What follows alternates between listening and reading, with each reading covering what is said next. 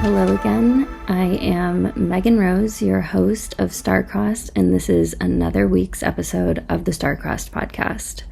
I'm here this week to share a really helpful tool that I use in my own life when it comes to travel. So you may be sitting there and thinking, I've already done so much work to try to understand my birth chart and all of these planets and houses and signs and aspects. You're going to throw another layer onto this, Meghan. And unfortunately, I am a Virgo with a Taurus rising. And yes, I will consistently be throwing more information onto you stubbornly and not feeling bad about it, because the truth of the matter is, I think that the most free and liberated people on this planet are the ones that are educated in what not only they like and enjoy, but the world around them and how to communicate with that. And that has been and always will be the point of Starcrossed and all of my work. So I've shared a lot about this tool on various articles through Well and Good, Pop Sugar, the New York Post, through my Starcrossed newsletter, but I want to bring you a more personal and relatable opportunity to understand what I'm talking about, and that is astrocartography. So astrocartography was developed back in the late 70s, early 80s by a white man. So we're still trying to redefine it and get a more accurate and unbiased understanding of it in the modern day. But as a modern day astrologer and an evolutionary astrologer, a relational astrologer, someone who is hell-bent on making this practice as relatable and grounded and actionable as humanly possible, I want to bring you the understanding that astrocartography simply takes the same information that you give to populate your birth chart. So it takes your exact time, date, and location of birth, and all of the information in your birth chart is then cast or calculated onto a map of the globe using not just your planet, but your planetary lines. And each of those will be correlated with an angular point in your birth chart, meaning your rising sign is known as your ascendant sign. That same line carries over. So instead of your rising sign starting your first house, that same line carries over across the wheel of your birth chart and becomes the beginning of your seventh house. If you haven't listened to the episode of Starcrossed already about rising signs in the seventh house, I highly recommend doing so you have a better understanding of why the first house of self and the seventh house of relationships, long-term contracts, commitments, and other people is so important in your birth chart.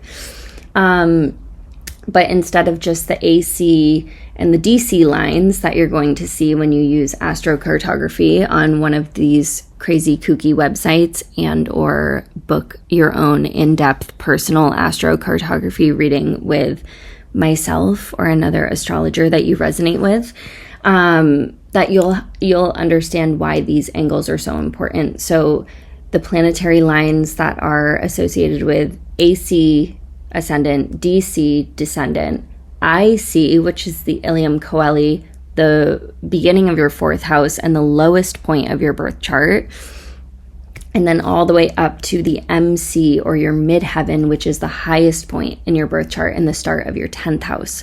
So that is just kind of when you log on to one of these websites, if you decide to look at this yourself, I want you to understand all of the different elements.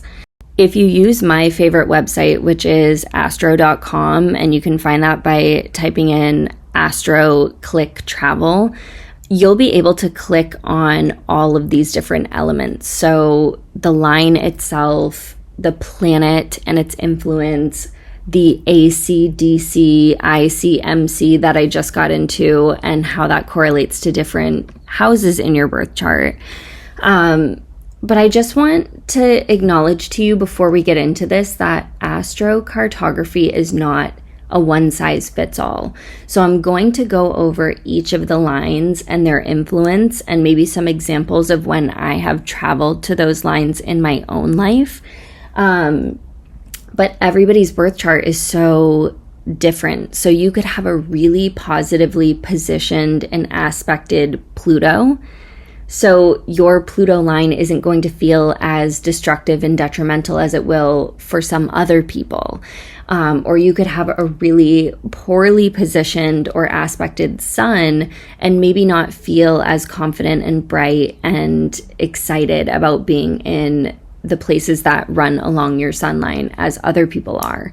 So just take into consideration that when you are looking into astrocartography, you're not just looking at the photo of the globe and all of the planetary lines and what they mean for other people. You also want to pull up your own birth chart so you can understand, oh, when I go to a Mars line, that's actually going to be activating my third house because my Mars is in Libra.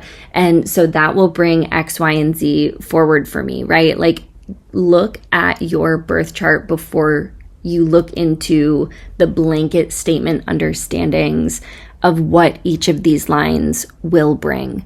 So just some kind of fun elements to throw into this. I am actually recording this from Rome. So I'm waiting to go to aperitivo with a group of my friends and figured, I have a little bit of time. The people have been asking, and I want to dive into astrocartography with you guys and for you guys. So let's get into it. So after you pull up this big, beautiful chart and you see all of these crazy, kooky lines all over the globe, and it's a mess of colors and symbols and the ICMCACDCs, you're going to scroll into wherever you are right now. And I want you to see if there's any planetary influence to where you are in the world. And the reason that I bring this up, I've been living in Los Angeles for the past almost 9 years. And the only line that runs near Los Angeles is off of the coast about 150 to 200 miles. And they say in astrocartography that the most potent energy from the lines are felt within a 250 mile radius. However, I will say in my own practice and having read astrocartography charts for clients now for close to 7 years, this has been a part of my practice and something that I've been offering. I would say that it actually goes as far as 500 miles on either side of the line. So you could have lines running through Antarctica, through the middle of the Pacific Ocean, through Russia, through like all of these places that you may never actually travel, but maybe you have gone to an island out in that ocean that's within 500 miles from the line itself. And maybe you felt the influence of that planetary line. And I want to just say that there's no coincidence to this. I really do believe, especially as we start to broaden our horizons and so much more of the world is accessible to us, we're able to connect with people around the world, which is also another part of this for me, that the lines and their energy doesn't necessarily mean that we only feel them when we go to those places. And I'll explain. I have very close friends that I've met who are from Toronto, and I have my Venus line running through Toronto. Venus in my birth chart falls into my 7th house of long-term contracts, partnerships, relationships. So these are some of my longest standing friendships. And even people that I've started business with. Someone that I'm working with on a very special and exciting project that I'll hopefully be able to share more about within the next year or so. But she lives just outside of Toronto, and it's such an exciting thing to me to understand that we don't need to jump on a plane or move to the place or set up our business in the places that these lines run through in order to receive the energetic influence. we can start learning the language of those places if we have maybe Mercury or Venus running through there. We could start to connect and pen pal with someone. Like, I know a client of mine who donates regularly to children in a certain part of Africa, and she has her moon line that runs through there as well as her Jupiter line.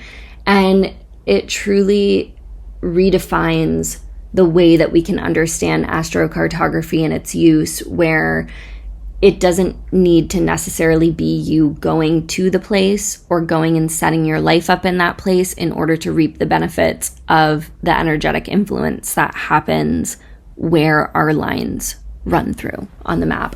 So take all of that into consideration, the distance of the lines, and knowing that it doesn't need to be exactly spot on straight through the city that you're planning on moving to or taking a vacation to or dating someone from, or donating your money to, or setting your business up. It can be within that 500-mile range on either side. And I also, just like I mentioned, want you to understand that it doesn't necessarily mean that you have to go and physically be there in order to reap the benefits. Use this chart as well as your birth chart to understand that all of these things are tools and medicine. Like, if you are having writer's block and you really need to get something done, maybe you start to listen to music from a place in the world where your Mercury MC line runs through. It's that simplistic. Like, dive into Iranian culture or Japanese culture or the food from New Zealand or Vietnam, or befriend someone on the internet that lives in India. Like, there are so many ways that we can start to bridge the gap between the geographical distance, language barriers, belief system gaps. There's so much for us to understand when using astrocartography that may not be on the surface what you thought that you needed to use this tool for. So I want to now go through the lines and give you a better understanding when you're looking at your chart. Like, okay, when I'm looking at a sun line, when I'm looking at a moon line, when I'm looking at a Venus line, what does this mean? So your sun line is going to correlate, all of these planetary lines are going to correlate with the energy of the planet and how it is positioned in your birth chart. But the sun, more or less, is it's the brightest planet. It's the life-giving star in our universe. So when I think about sun lines and traveling to them or connecting with the places where your sun line runs through, the influence here is a boost of confidence. It gives clarity or illumination to your sense of self, to the ways that you may be utilizing or being held back by your ego. It can also give you a sense of purpose. Remember, all of the planets revolve around the sun. So just understanding that when you are on sun lines, there's such a habit of feeling like the brightest, most eye-catching version of yourself. And I know that I already mentioned, if your sun is negatively aspected or positioned in your birth chart, this might be different, but it's almost like mixing sugar into anything that you're eating. It's still going to feel at least a little bit sweet to be on or travel to or gain influence from somebody or something that sits on your sun line. An example for me, I have my sun line running straight through Mexico City. And when I tell you, the first time that I went down to this vibrant, historical, culturally rich city, it almost blew my mind. Having grown up in a very rural town in New England, where we were almost as far as you could possibly be within the continental United States from the border of Mexico, and having the perception of Mexico and Mexican culture be very misused. It was extremely off from what I have known and loved about the times that I have spent down in various parts of Mexico. Always finding myself surrounded by warm, loving, generous human beings, happy human beings, people who are so deeply grateful for your time and your energy and the little bits of learning their culture. Like even saying, hola, buenos dias, ¿cómo estás? Muy bien, ¿y tú? Like starting to dive into the very easy surface level words that you can use when you're traveling through someone else's country, but seeing how much that resonates with the people and how grateful these people are. And I feel robbed of living so much of my life feeling afraid to travel down in Mexico by this very white, homogenous, traditional, like racially charged group of people back home, because their excuse is always, we didn't know any different. Like having people say, I don't want to have to press 2 when I'm calling to verify which language I want to speak. And to me, it just further indicates to me how far behind the United States is from the rest of the world. But the reason that I share all of that is because when I finally went down to Mexico City, where my sun line is, I gained clarity. I had so much of reality illuminated to me, and understanding that the sense of safety or lack thereof that had been portrayed to me about this place was totally inaccurate.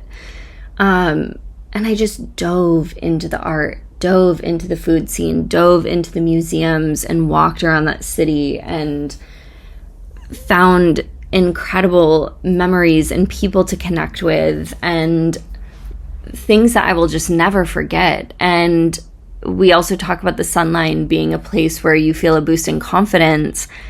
I mean, I can't tell you how many times I would be walking down the street and just hear like, hola hermosa, like, hello beautiful, and seeing myself mirrored back to me in a new way. Mexico City was also a place in the world that I went to just before redefining a lot of my career.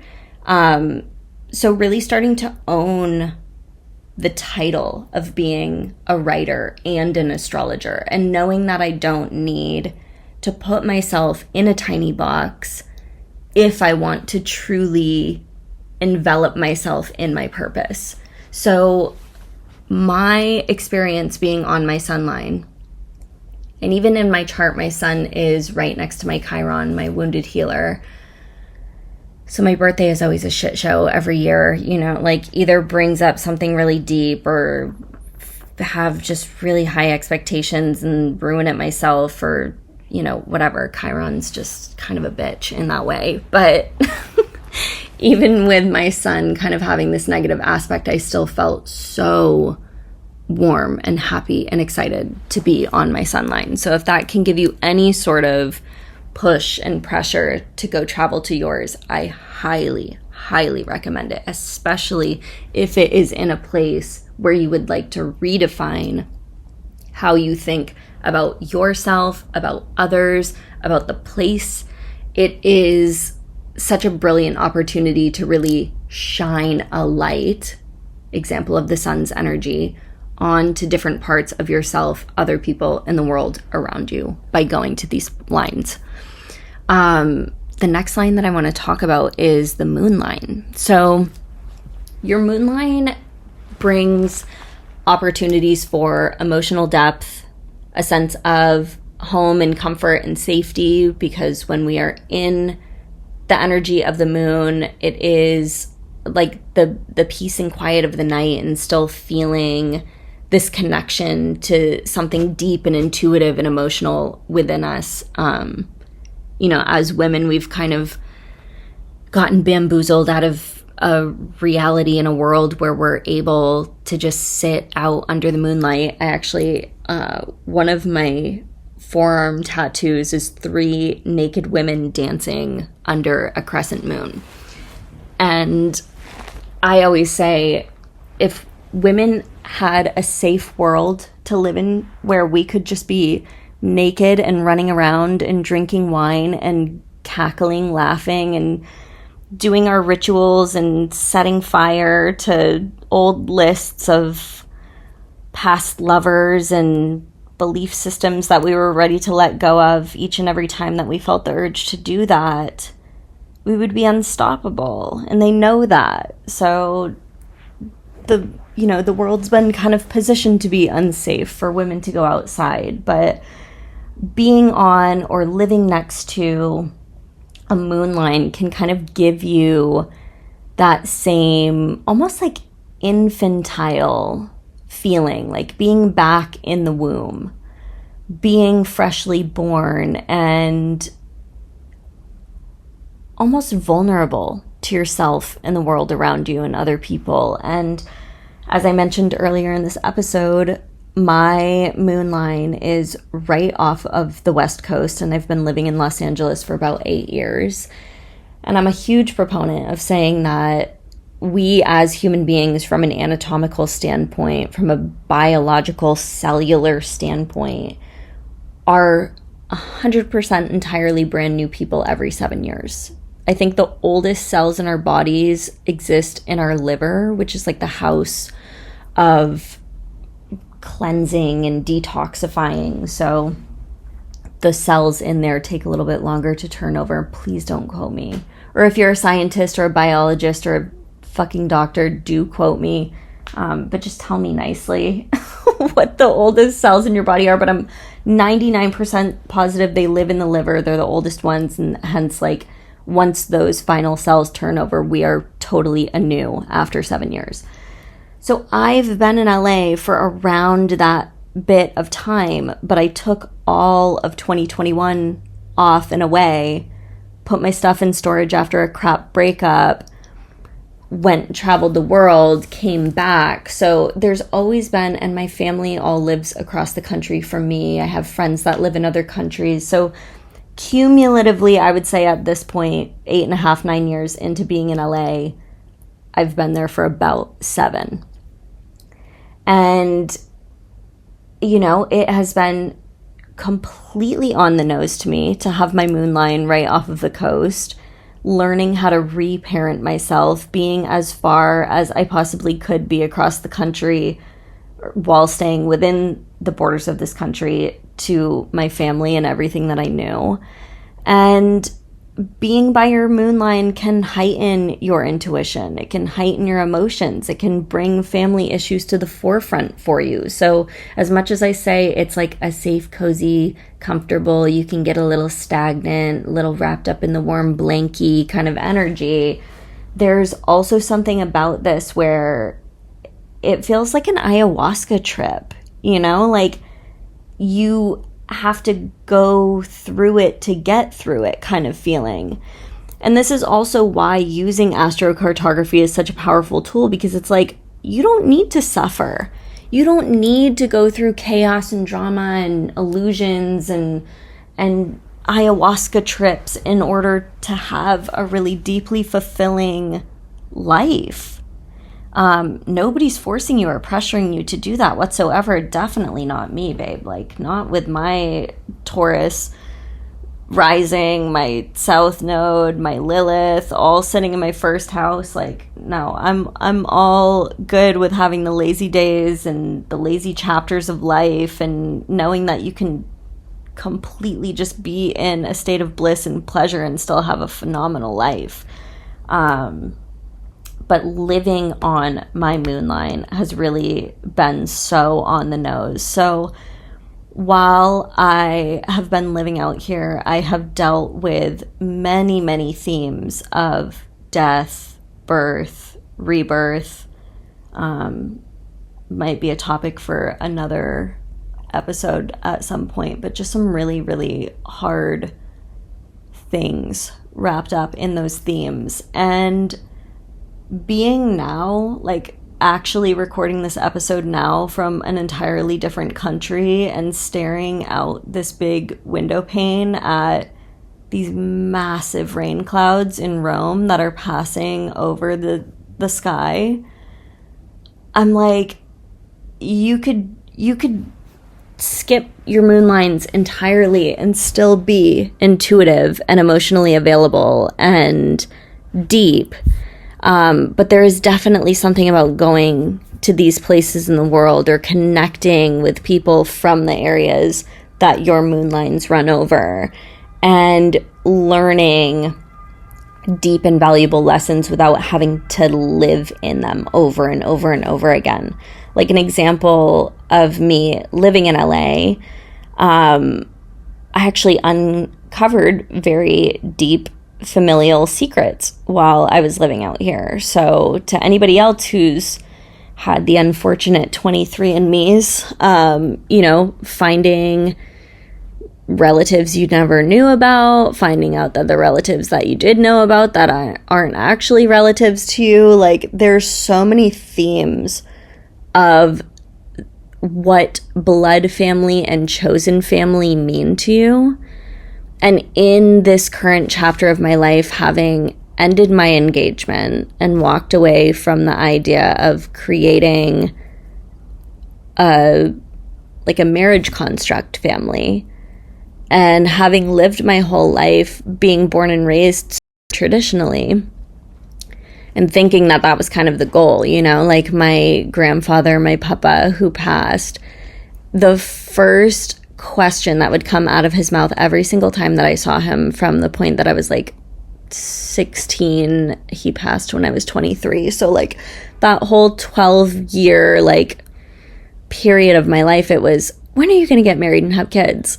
And if you knew him, you would know that it was not a pushy thing. It was just so deeply ingrained in him. He was a March 3rd Pisces, so he just loved love, he loved the idea of everybody being in love. He was an officiant of weddings. I'm pretty sure it was right before he passed too that I officiated one of my close girlfriend's weddings down in Tulum, and he was just so proud, having the ability to bring people together into the union of creating a family, and then watching me so many years later end up doing this myself for one of my friends. It's like he just loved love, man. And being on my moon line and going through all of those experiences of leaving my family, officiating somebody's wedding to bring their family together, going through getting engaged and subsequently ending that engagement, going through themes of birth and death and rebirth and uncovering things about my family. It's so on the nose to me of living on a moon line. And I can confidently say to you, I know that I teased this in our last episode of Starcross when we talked about Saturn returns, but I can confidently say now, as I close my LA chapter, that I would love nothing more than to never live on a moon line again. And mind you, I have a Scorpio moon. My moon is in detriment, so it's not happy being there. But there is something so powerful to me of just being in line with my intuition in a way that I hadn't been prior to living there either. So it's the really positive part of living on my moon line. I made a career out of my intuition and my emotions and my ability to hold space for other people's emotions. So it's not completely lost to me that there was an added value and a benefit of living there. I just feel deeply and forever grateful for the opportunity now to close that chapter. So goodbye moon line and hello Venus line. So your Venus line on Astrocartography Venus is the planet of love, sex, beauty, money, desire, abundance, art. It's sexy and it's sultry and it's like Aphrodite energy, like The Birth of Venus by Botticelli is tattooed on my ribcage for a reason. I fucking love Venus energy. Being on these lines too, there's such an opportunity to flirt and to have a vacation romance and to be swept off of your feet and just start romanticizing life, like anytime that I have traveled to places, so you'll see this on any astrocartography website that you use that's available to the general public, but there's oftentimes check boxes for harmonious and disharmonious aspected lines. So you'll start to see how multiple energies in your birth chart are playing together and they'll create more lines. So a couple good examples of this, I have a Venus trine sun line running through Sedona, Arizona. And I have a Venus trine Mars line running through Rome. So I'm recording this episode talking to you after having just spent the last week on this Venus-Mars connection energy, and all I can say is I'm glad that I trusted my gut of ending my engagement. That's all I have to say about that today. I'll give you another couple of examples too. I ended up dating actually two people long term that were from areas just outside of Sedona, Tucson area where my Venus line runs through in the States. I also have another one that runs right through, like I mentioned earlier, Toronto into Washington, D.C., but like within that kind of radius of New York City as well. And then I haven't been yet, but I have a Venus line that runs straight through Greece and the Greek islands. So this kind of shows up to me more with friendships too, which is crazy. I have friends that live in Arizona, friends that are from Toronto, friends that are from DC, a friend that moved to Rome, a friend that's from Turkey, which is within the distance of my Greece line, and then was also offered an opportunity with a brand to go out and lead like Greek mythology / astrology workshop in Greece. And I ended up falling through the cracks because I got what I thought was deathly ill, like quite literally thought that I was dying a couple of years ago, or a year ago. When was this? Like a year and a half ago now? And was in the hospital because I kept feeling like I was going to faint and die. And come to find out after ending my engagement that it was stress and very much psychosomatic, but I missed out on this opportunity to do this incredible, beautiful, luxurious trip out to Greece, all expenses paid, because of my relationship. And it's a Venus DC line, which is 7th house relationships. So when people are like, astrology is not real, I'm like, no, you just don't understand how to translate it. I can't wait for the opportunity to go back to Greece, either with the right partner or a better, kind of healthier understanding of love. Just understanding that you are your own soulmate, that you don't need a relationship, but when you are in a relationship with that mindset that you're oftentimes with somebody who is so much better equipped for you than when you're approaching love and relationships out of a space of lack. Yeah, and to me, I'm just like, of course I wasn't going to be able to go to my Venus DC line while I was wrapped up in a relationship with the wrong person. You know what I mean? Like, we're only given those opportunities in life when the universe knows that we're ready for them. And you wouldn't want opportunities dumped into your lap if you didn't have the space to hold on to them either, right? Like, of course, that's super primal egoic part of my brain wants to be like, what the fuck? Like, that trip would have been incredible even if I was with the wrong person. But who's to say that I would be out of that relationship now if I had gone? I think there really genuinely are no coincidences, and that we can't rush the timing of our lives. And the only way realistically to time travel and to change the path of our lives is by healing and gaining new perspective and learning and connecting with the right people and being inspired by things and stepping outside of our comfort zone into that space of thrive that exists between too much and not enough.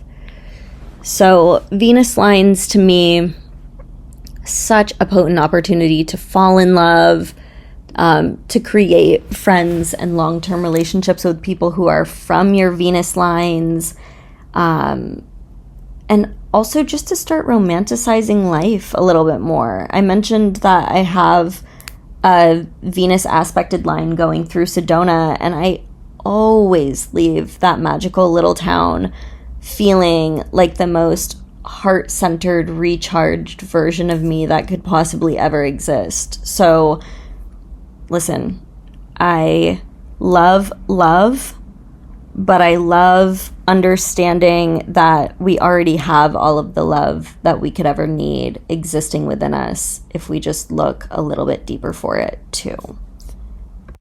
And that brings me into the next line, which is our Mars line. So I mentioned Rome is partially Venus, but also partially Mars influence for me as well. And Mars is the planet of action, aggression, war, energy, assertiveness, and sex. As much as Venus is sex, I feel like she's almost more of like making love. She loves the juicy, fertile elements of sex. Mars is like dominant, chemistry, aggressive, need this now, kind of like assertion and insertion sex. So it influences not just our sex drive, but our drive overall. It increases our level of ambition and wanting to get things done. But Mars can also bring elements of conflict, right? Like, war isn't just country versus country fighting for land, dropping bombs. War is also the feeling that we have inside of ourselves when two aspects of ourselves are coming to a head. It is the feeling of communicating deep resentment to a friend that you may not want to lose, but you are tired of losing yourself to not speaking up for yourself.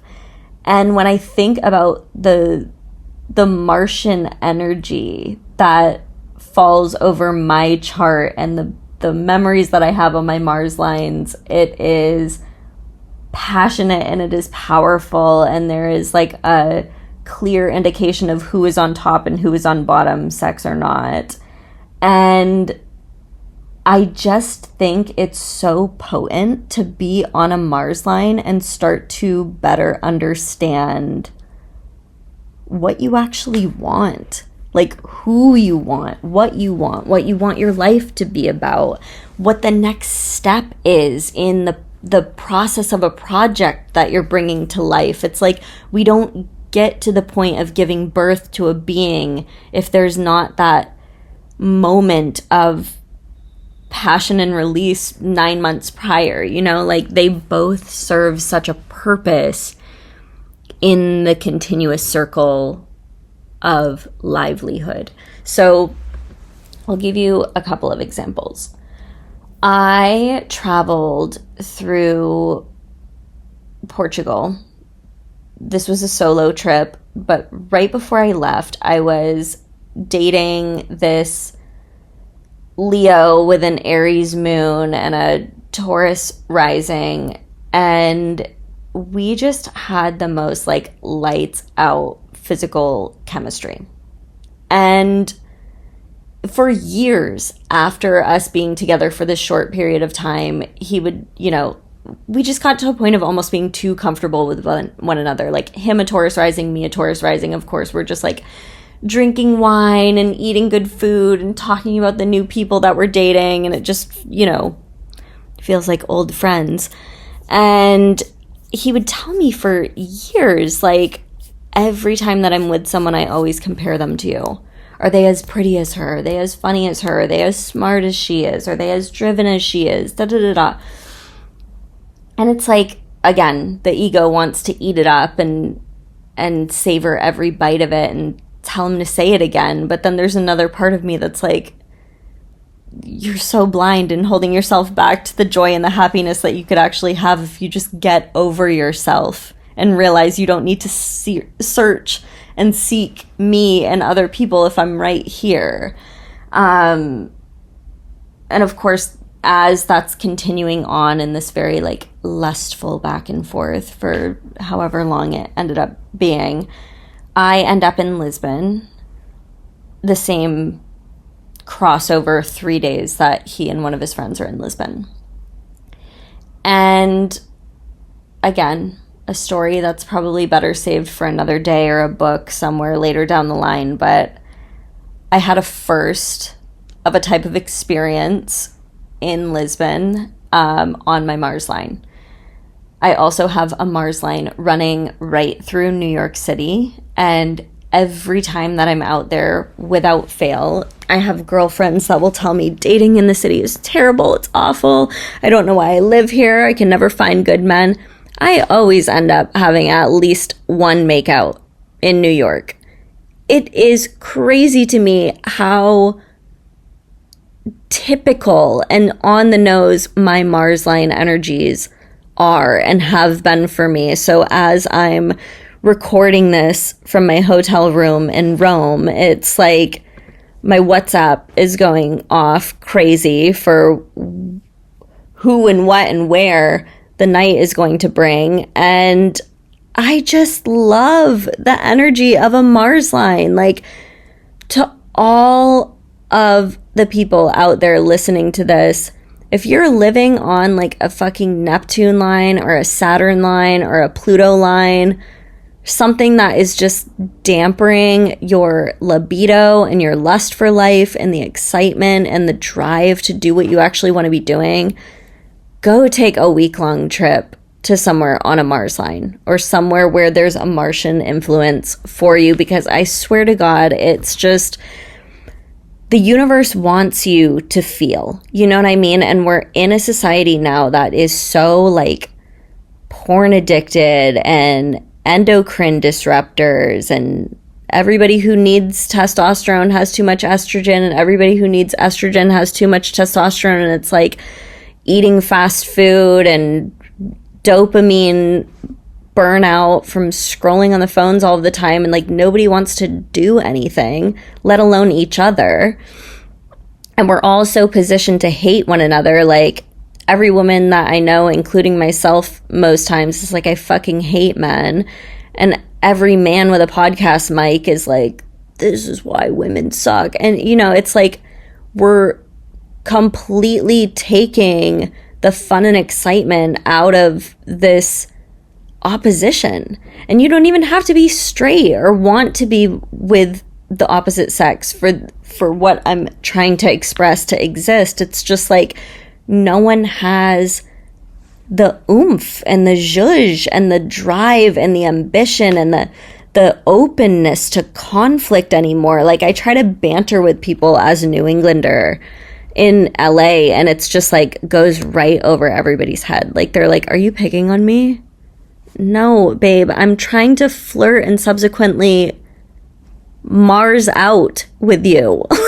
Like, we need to bring the tension and the passion back. And I swear to you, if we all just went to our respective Mars lines for a week, it would just be the sexiest, most incredible week of everybody's lives. It's such a fun energy if you know how to just get into it. Like, And even if it's not about sex for you, like, it just brings so much energy. Like, you want to stay up until 3 a.m. talking about the things that you love and writing your book and starting your podcast and changing the fucking world. Like, it's like your Red Bull gives you the goddamn wings on your Mars line. So highly, highly recommend a trip to a Mars line if you're feeling burnt out and stuck and numb and tired and just like you don't want to engage with life anymore. And, you know, I talked about a few of the later energies, but the next sign or line up on the docket is the Jupiter line. And I think that this is a really just like a fun energy to bring to the table probably before we wrap this one up. So Jupiter, big, gassy, humorous, silly planet, all about good luck, good fortune, expansion. The influence of going onto a Jupiter line is such a powerful place to find opportunities. I say that going to a Jupiter line, starting a business on a Jupiter line, giving yourself the opportunity to tap in with Jupiter's energy while you're there, the propensity for growth and just like windfalls is so untapped. There's so much good luck that happens in these places. And even if it feels like it's a difficult or transactional thing that's happening while you're there, I really do believe that Jupiter's energy, because it is the natural ruler of Sagittarius and Pisces, if you have either of those placements, you're going to feel it more than most. And I should have mentioned this earlier, but like Mars for people with Aries and Scorpio placements, Venus for people with Taurus and Libra placements, the moon for people with Cancer placements, the sun for people with Leo placements. Shit, I forgot Mercury. We'll get to Mercury right after Jupiter. Okay, so if you have Sagittarius or Pisces placements, you're going to feel this even more on your Jupiter line. And wherever Jupiter is positioned in your birth chart, that kind of energy is going to start to come forward. So my Jupiter, like every other fucking planet in my chart, is in Scorpio in my 7th house.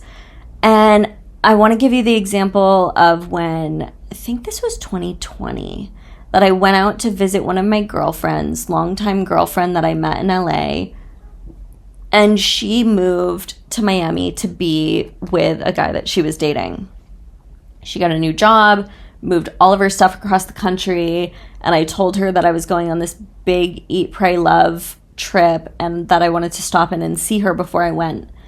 So I go and stay with her, and it was like everything falling into place in the craziest way. I had a friend at the time who was a photographer and got us in with like artist pass access to Rolling Loud in Miami. Ended up having a lot of fun with some substances that I won't bring up on the podcast. And stayed up all night, had the same kind of experience every single time that we went somewhere. It was like, if there was a line, we got to cut it. If there was something that was invite only, somehow we found a way to finagle in there. Like, everything just felt like we had been given Charlie and the Chocolate Factory, like Willy Wonka golden tickets to get into anywhere whenever we wanted with whoever we wanted. It was phenomenal. And it just felt like, you can say, oh, it was just good luck, and you can even kind of use that to undermine other people's life or experiences. But luck to me also means that you need to be positioned in the right place at the right time and take action to dance with the opportunity that you're bringing in. It's not all you, and it's not all the universe. It is a co-collaborative little dance that happens when you engage with your own life. And I think that as much as everybody thinks of Jupiter as just like this big gassy goofball, there's so much luck that exists underneath his gaseous veil to give us exactly what we want and desire, even if it's things that we didn't know that we wanted and desired. You know, like growing up really poor, like being the poor kid in my group of wealthy, well-to-do friends growing up, it was almost like it got smacked out of me so many times of like, don't even think about it. Don't even think about asking for it. And I really had to redefine, when nobody's telling me not to ask for what I want, what is it that I want? And what if I never stopped asking for what I wanted? And if people got upset about me asking for what I wanted, then clearly they didn't have it. You know, like asking the wrong person, barking up the wrong tree doesn't mean that you can't want what you want. And I think when you get kind of shameless about just rooting into that part of you that knows exactly what you want, you are so unstoppable when you line up with places and experiences that are just full of bountiful opportunities. It's like, and another one, and another one, and another one. And for me, whenever I'm on my Jupiter lines, like Miami is a great example of this. It's just like, and the VIP access, and the best seat at the restaurant, and access for you and all of your friends, and this for free, and that really easily. Like, we just had such a ball being there. And even when things were hard, like her and her guy were not getting along, and he's such a piece of shit anyways. I'm like, thank God and good riddance to this man. But even when they were kind of at odds with each other, it was just like, you know, the next flight out was $20 cheaper than the one that I had 3 days later. So it was like, if I really wanted to leave earlier, like Jupiter was making way for me to do whatever I wanted. And I just love Jupiter's energy. I was going to stop before we get into the later planetary lines, but I don't want to forget Mercury. So let's talk about that. Let's talk about when you go to a Mercury line, what happens. For me, my Mercury in my birth chart is in Libra, in my 6th house. It is my only air or fire placement in my whole birth chart. That's actually a lie. I have my part of fortune in Aquarius, but like planetary influence, this is the only one in either air or fire, which is fucking crazy to me. Like, if you've met me or you hear me talking, like the amount of times that people are like, you have to have so much fire in your chart. No, babe. I have a lot of Mars influence from my Scorpio stellium, but there is no fire in this chart. My red hair was enough. The universe said we cannot give her too much power. Let's move on. So Mercury, my Mercury in my birth chart is in Libra and my 6th house. This is a great placement for me for communicating, for connecting with other people, for socializing, but Mercury's energy also does this on its own. This is the line of communication, ideation, connection, networking, social groups, friendships, forward movement, travel, writing, speaking. It sharpens your intellect. It enhances your communication skills. It is so powerful for learning. Brings you kind of like this extra bout of mental clarity too, like an ease of the mind. It is very, very easy when you're on your Mercury line to network for work, to connect with new friends. It can also just be very active. Mercury is the innermost planet, which is why I'm so sad that I forgot about him.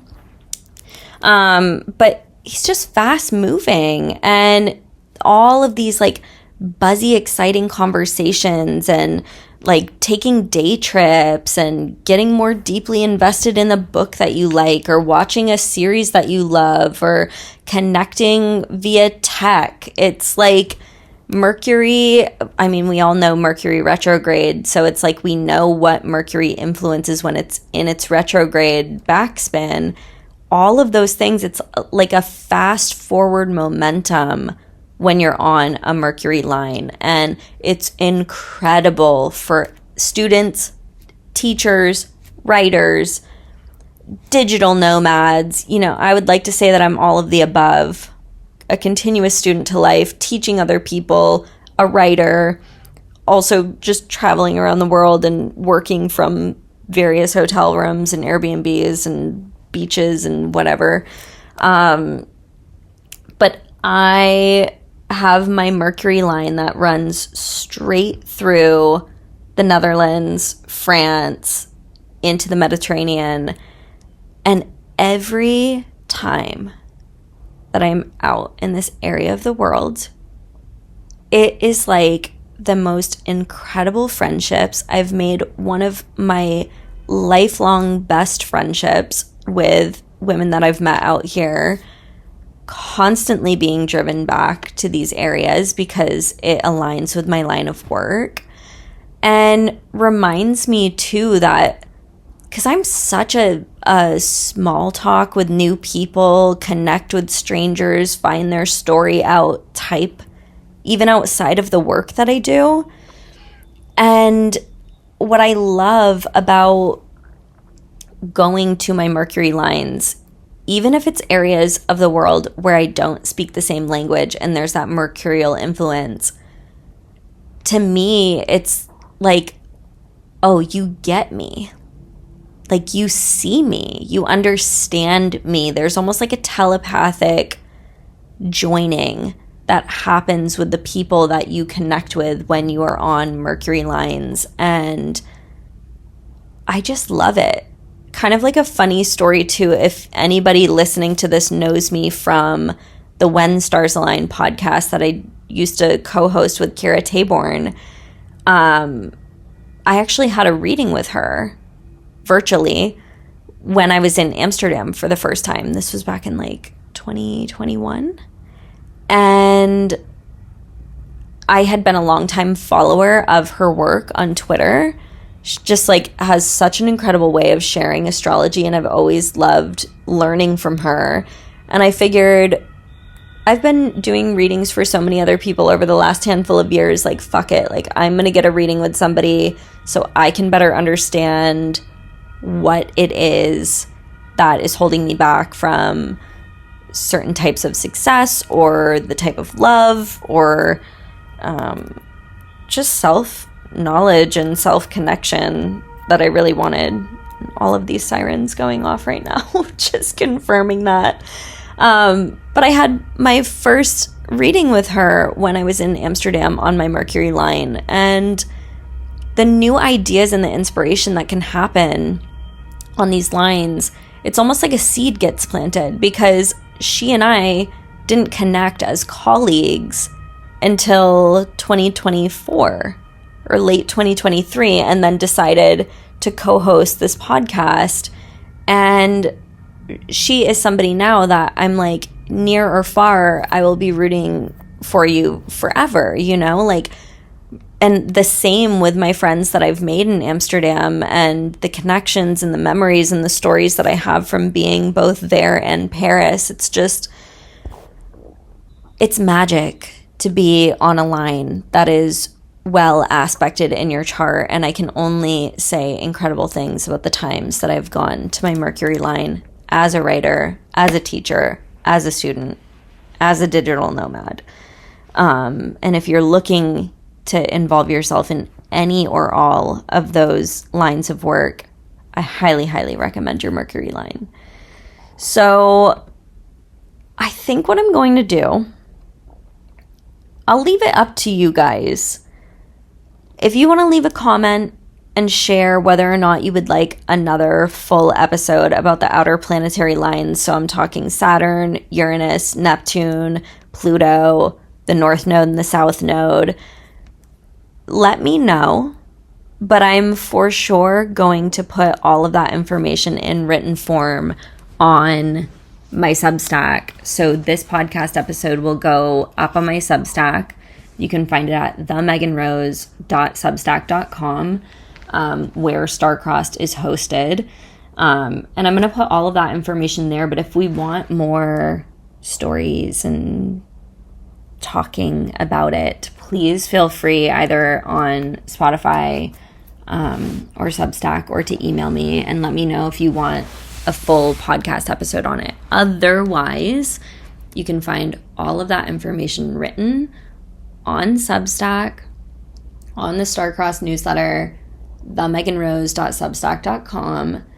And I just want to say, get out there, travel, enjoy life, enjoy the fact that your birth chart is holding this whole host of information for you to get more deeply involved and invested in the places of the world that are good, bad, challenging, super easy, indifferent, passionate, exciting, curious for you.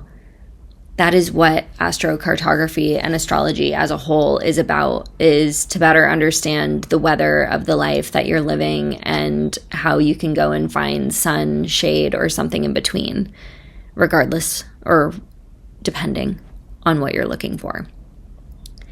And if you want an in-depth astrocartography reading where you get the 3 best places on the planet for you to be living, working, falling in love, or anything else that you're looking for, I do still offer those for my paid subscribers. So I highly recommend looking into that if it's something that you're interested in. I would love to read your chart for you. All right, my loves, wherever in the world you are listening from, I hope that you are staying open, staying curious, and connecting more deeply with yourself, others, and the world around you than ever before.